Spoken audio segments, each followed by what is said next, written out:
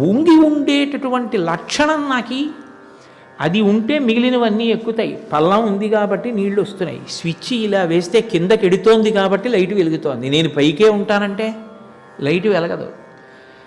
నేను ఎత్తుగా ఉంటానంటే నీరు ఎక్కదు. నేను స్వాభిమానంతోనే ఉంటాను, నేను తల వంచనంటే నువ్వు పాత్రుడివి కావు, నీకు ఆ యోగ్యత లేదు.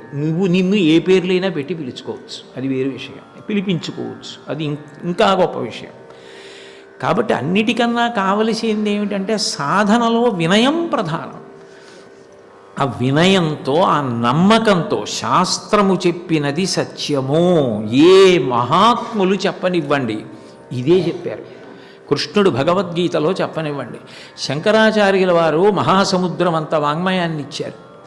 ఇచ్చి అవతార పరిసమాప్తి చేస్తున్నారు. శిష్యులందరూ పరిగెత్తుకు వెళ్ళారు. మీరు ఇచ్చిన వాంగ్మయం ఎప్పటికి చదవం?